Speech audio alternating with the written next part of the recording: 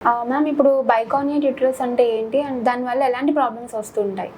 గర్భసంచి అనేది ఒకటే ఉంటుంది. 2 అండాశయాలు ఉంటాయి, 2 ట్యూబ్స్ ఉంటాయి అందరు అమ్మాయిలకి, లేడీస్‌కి యూజువల్‌గా. కానీ కొంతమందిలో ఏంటంటే 2 గర్భాశయాలు ఉంటాయి. ఓవరీస్, ట్యూబ్స్ అనేవి మాత్రం 2 ఉంటాయి. కానీ గర్భాశయం ఒకటి ఉండాల్సిన చోట 2 ఉంటాయి. గర్భసంచి ముఖద్వారం ఏదైతే ఉందో అది మాత్రం ఒకటే ఉంటుంది. అది కొంతమందికి జెనెటికల్‌గానే, అంటే చిన్నగున్నప్పటి నుంచే వచ్చేస్తుంది, బై బర్తే వస్తుందనమాట.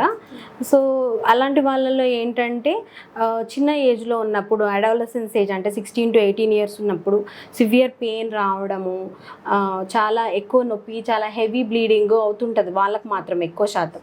ఎందుకు అన్నది వాళ్ళకి అర్థం కాదు.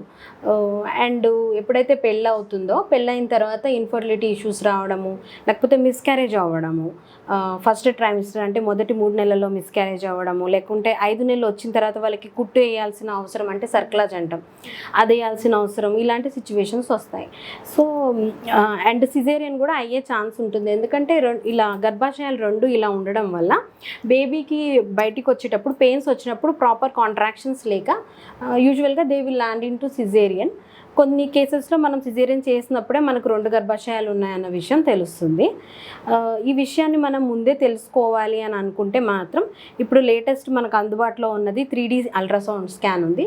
3D అల్ట్రాసౌండ్ స్కాన్ చేసుకుంటే మనకి ఏమన్నా గర్భాశయంలో గోడలాగా ఉంటుంది, అంటే సెప్టేట్ యూట్రస్ అంటారు, లేకపోతే 2 గర్భసంచులు ఉండడం, లేకపోతే చిన్న గర్భసంచి ఉండడము, ఇవన్నీ మనకి స్కాన్లో తెలిసిపోతాయి. కొన్ని స్కాన్లో తెలియకపోతే హిస్ట్రోస్కోపీ అనే పద్ధతి ద్వారా కూడా మనం ఆ ప్రాబ్లం ఏంటో ఉన్నది చూసుకొని దాన్ని రెక్టిఫై చేసుకోవచ్చు.